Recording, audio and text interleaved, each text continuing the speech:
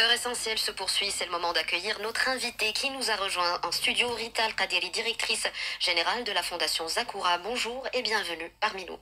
Bonjour, merci pour l'invitation. Avant de vous laisser la parole, Donia, je rappelle à nos auditeurs qu'ils peuvent réagir et poser leurs questions sur l'application Lux Radio. Alors avant d'évoquer le fonds pour l'éducation en zone rurale qui a été lancé la semaine dernière, j'avais quand même envie de revenir avec vous sur la situation actuelle avec ces quelques chiffres. 500 000 enfants exclus du préscolaire chaque année, une situation qui est pire encore dans les campagnes, avec seulement 36% des enfants préscolarisés, à peine 26% des filles. Aussi, les 3/4 des enfants marocains ne savent ni lire, ni écrire, ni calculer correctement à leur sortie du primaire. Dans ce contexte, comment expliquer que l'école maternelle publique n'existe toujours pas? Donia, c'est un état des lieux très clair et très alarmant, en effet. Je pense qu'aujourd'hui, tout le monde est aligné sur une vision pour la généralisation du préscolaire.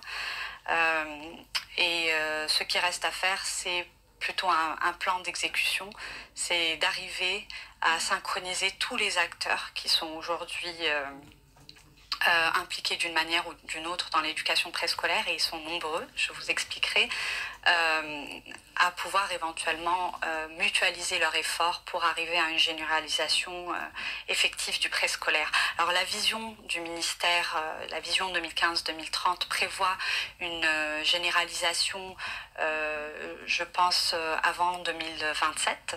Donc bien évidemment, cette généralisation doit se faire progressivement.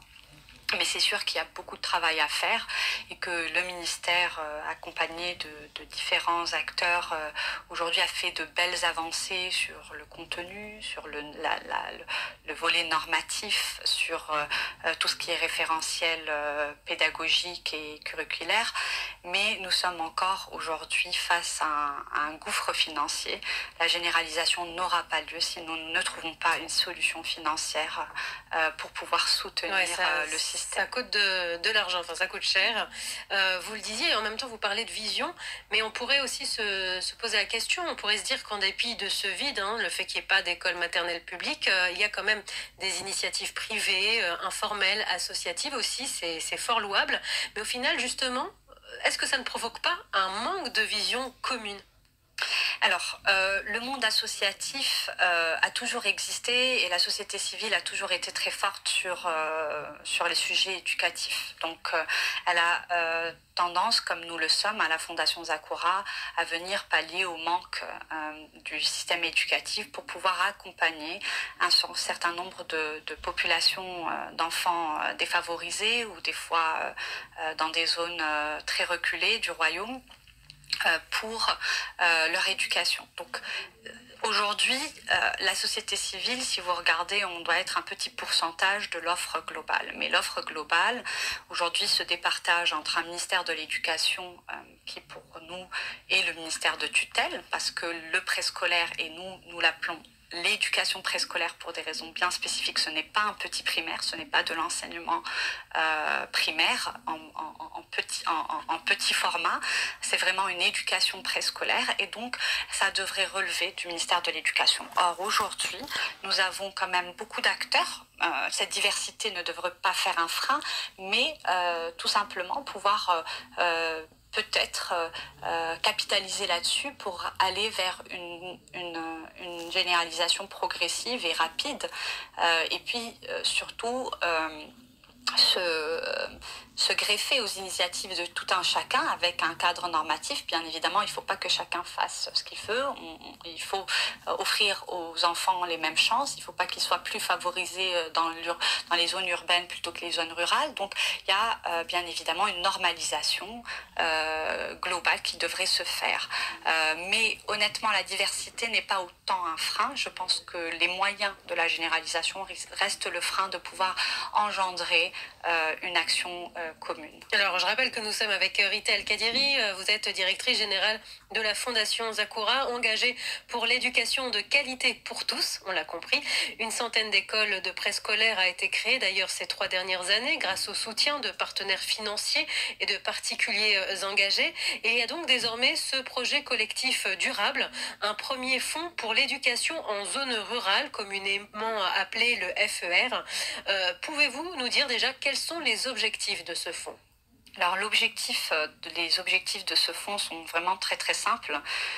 Plus nous collectons de fonds, plus nous pourrons ouvrir d'écoles. Donc ce fonds est dédié à des projets éducatifs de qualité en zone rurale. Étant donné que la Fondation Zakoura a fait de son cheval de bataille le préscolaire depuis 2015, donc aujourd'hui, tous les fonds collectés à travers cette initiative permettront d'ouvrir des écoles de préscolaire.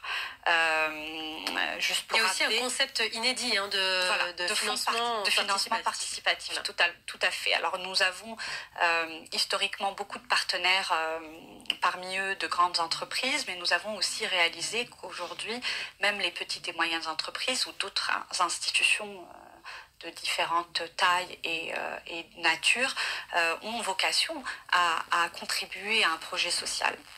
Alors, mais ils n'ont pas toujours les moyens de financer une école de 300 000 dirhams pour 2 ans. Ils n'ont pas les moyens de financer un 150 000 dirhams par an. Donc, nous avons pensé qu'aujourd'hui, il serait opportun d'ouvrir la porte à tout le monde. C'est un fonds participatif qui offre une transparence à 100% à tous ces contributeurs, leur permettant de savoir où leur argent a été mis. Et tout simplement, à ce stade, vu que nous fonctionnons sous le modèle de la Fondation Zakoura, toute école créée coûte 300 000 dirhams, donc tout fonds, à chaque fois qu'on atteint le seuil de 300 000 dirhams, une école sera créée. C'est pour ça qu'on encourage aujourd'hui l'ensemble des entreprises.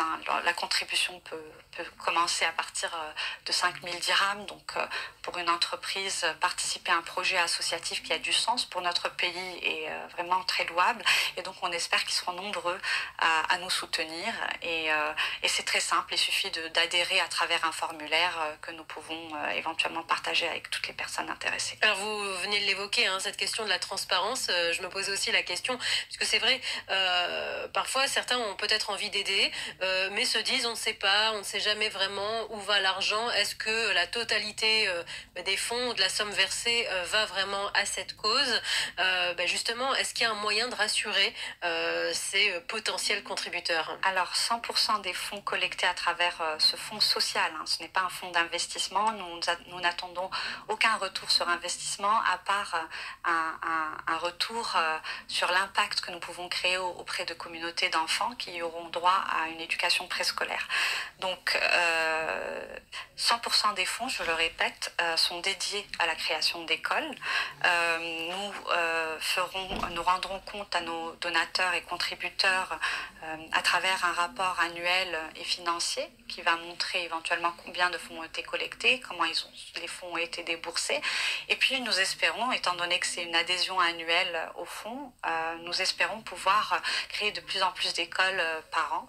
Donc, et que tous les contributeurs puissent recevoir ce rapport annuel qui... Alors là, concrètement, comment participer ? Concrètement, il faut remplir un formulaire, dire combien vous souhaitez donner annuellement, et ça va de là. Mais j'aimerais aussi va de la petite entreprise à la grande entreprise, au particulier, vraiment. Tout à fait. Alors le particulier, on a un autre dispositif sur notre site web, mais ils peuvent aussi participer au fonds. Enfin, nous, éventuellement, c'est un fonds social. Je voudrais quand même préciser aussi que la fondation est reconnue d'utilité publique, donc il y a aussi un avantage fiscal, étant donné que toutes les donations peuvent être retrait des charges. Et nous sommes audités KPMG tous les ans depuis des années. Donc nous avons une transparence. Nous sommes un partenaire d'une institution des Nations Unies. Donc nous sommes au plus haut standard de la transparence et les gens peuvent vraiment faire confiance.